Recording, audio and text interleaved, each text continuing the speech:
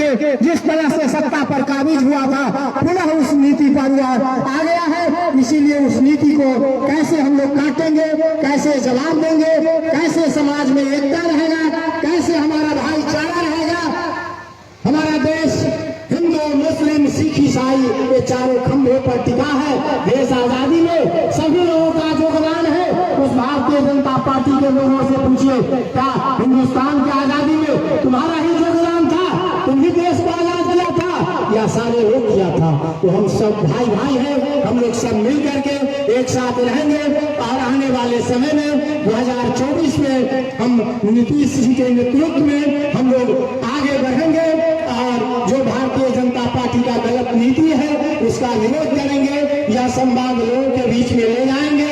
यही हमारा मुख्य काम होगा और हम अपने साथी विष्णुदेव जी से चाहेंगे इस पर अपना कुछ विचार देंगे।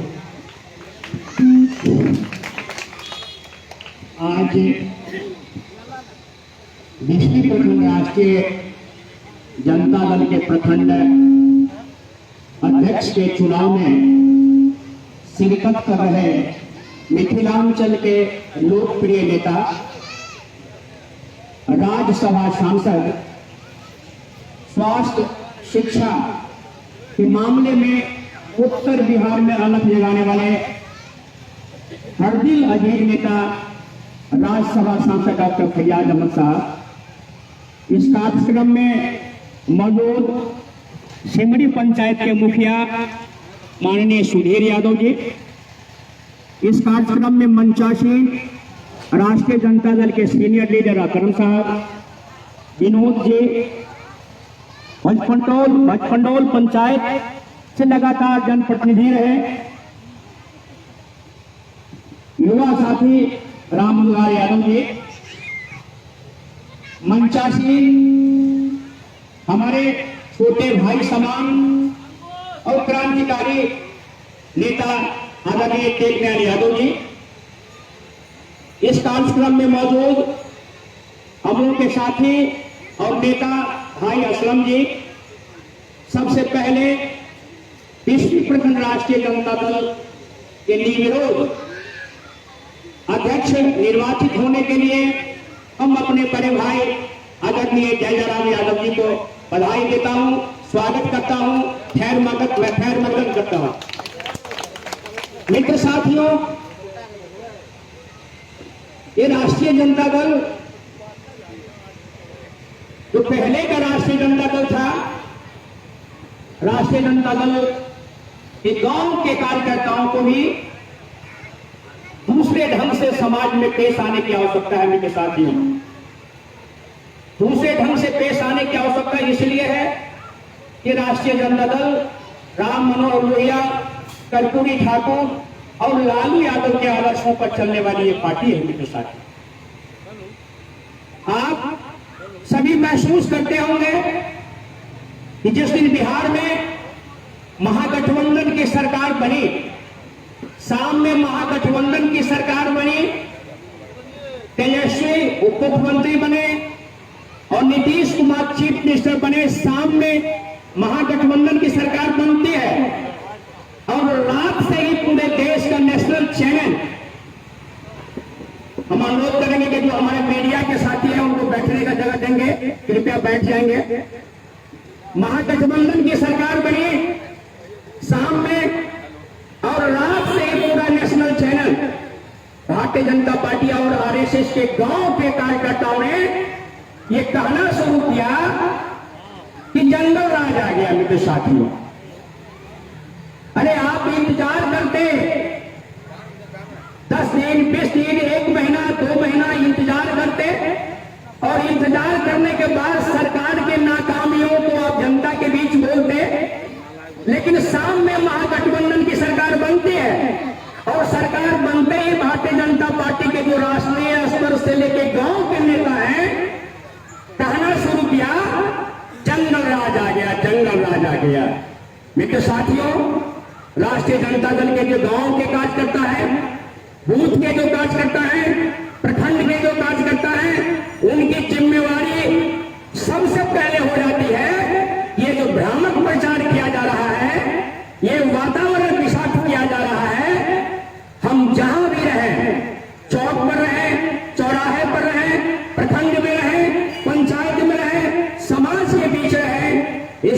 बात को निश्चित रूप से ये हमको लोगों को भ्रम को साफ करना है। ये महागठबंधन की सरकार गरीबों की सरकार है, ये पिछड़ों की सरकार है, अति पिछड़ों की सरकार है।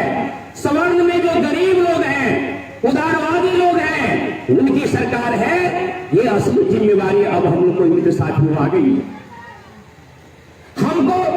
हमसे जो पिछड़े हुए समाज के लोग थे, तेजस्वी यादव के पहले ये राष्ट्रीय जनता दल माई समीकरण के वसूलों पर चलता था, यादव और मुसलमानों के वसूलों पर चलता था। आपके नेता, हमारे नेता तेजस्वी यादव ने कहा कि अब राष्ट्रीय Janata Dal A to Z की सरकार है। A to Z की सरकार का मतलब इस सरकार में दलित, महादलित, पिछड़ा, सवर्ण सभी लोगों को हमको समाविष्ट करना है मेरे साथियों। और ये पैसा देने की आवश्यकता है। खास के जो हमारे यादव समाज के लोग हैं, यादव समाज के लोगों को समाज में संगठित कराने की आवश्यकता है। हमारे गांव में, हमारे बगल में जो गरीब लोग हैं, पिछड़े लोग हैं, दलित लोग हैं, उपेक्षित लोग हैं, जो राजनीतिक रूप से, सामाजिक रूप से हमसे कटे हुए थे, उसको हम अपने मुख्य धारा में कैसे लाएंगे, ये जिम्मेवारी हमारे पंचायत के नेताओं को है, प्रखंड के नेताओं को है मेरे साथियों। हमको इस पर काम करना है साथियों। इसलिए ये निश्चित रूप से ये हमारा एसपी प्रखंड बहुत अनोखा प्रखंड है। कुछ लोग हिंदू और मुसलमान की बात करना चाहते हैं। हिंदू की बात करने वाले लोगों को हम बताना चाहते हैं, ब्राह्मण भी हिंदू है, डोम भी हिंदू है, यादव भी हिंदू है। हम हिंदू को नेताओं को ये बताना चाहते हैं कि कोई डोम समाज का लोग अगर होटल खोल ले, मिठाई का होटल खोल ले और उसमें लिख दे कि ये डोम का होटल है, ये चमार का होटल है, ये दुसार का होटल है, जो लोग हिंदू हिंदू चिल्लाते हैं वो उस डोम के होटल में खाना खाने में के साथियों नहीं आएंगे, उस चमार के होटल में खाना खाने नहीं आएंगे। इसलिए धर्म के नाम पर जो लोग बांटते हैं, इसलिए निश्चित रूप से खास के विश्व में तो राष्ट्रीय जनता दल के जो बूथ स्तर के कार्यकर्ता है, पंचायत स्तर के कार्यकर्ता है, प्रखंड स्तर के कार्यकर्ता है, जो लोग हिंदू हिंदू कहते हैं, उसको सवाल पूछिए कि अगर कोई डोम, कोई मेहतर, कोई चमार अगर होटल खोल ले और उस होटल में बड़का बैनर लिख दे कि ये चमार का होटल है, ये डोम का होटल है, हिंदू हिंदू कहने वाले लोग उस होटल में भी साथियों भोजन करने नहीं आएंगे और उस होटल जो तथाकथित जो हिंदू लोग हैं वो होटल समेट के घर बैठ जाएंगे। इसीलिए विश्व में बहुत काम हम लोगों को नहीं करना है मेरे साथियों। जो हमसे अलग समाज हो गए हैं, जो अति पिछड़ी समाज के लोग हैं, दलित समाज के लोग हैं, उसको हम प्रेम से कैसे जोड़ेंगे, अपने नाक से कैसे जोड़ेंगे, ये जिम्मेवारी राजद के कार्यकर्ताओं का है के साथ में। जो लोग हिंदू का हवा फैलाते हैं, उन लोगों से पूछिए कि आप हिंदू की हवा बात करते हो, हमारे पुरखों को, हमारे बाप दादा को, तुम्हारा बाप दादा हिंदू नहीं मानता था। हमारे समाज के लोग, जो दलित लोग हैं, जो पिछड़े लोग हैं, अभी भी देश में हिंदू समाज के जो दलित लोग हैं उसको मंदिर में जाने से प्रवेश रोक है। बहुत ऐसा इस देश में मेरे साथियों है। इसलिए राष्ट्रीय जनता दल के कार्यकर्ताओं की जिम्मेवारी है, देश में जो हिंदू मुस्लिम की फसाद करने वाले लोग हैं, जो समाज को प्रभावित करने वाले लोग हैं, जो समाज की एकता को हिंदू मुसलमान के नाम पर तोड़ना चाहते हैं, उस भ्रम को मेरे साथियों तोड़ना। जो लोग ऐसे नेता है हिंदू मुसलमान की बात करते हैं, उसको विकास से कोई मतलब नहीं है मेरे साथी, उसको शिक्षा से कोई मतलब नहीं है। आप राष्ट्रीय जनता दल के साथियों को हम पूछना चाहते हैं, भारतीय जनता पार्टी के जो गांव के वर्कर हैं या देश के वर्कर है, केवल हिंदू मुसलमान का किसान की बात करते हैं।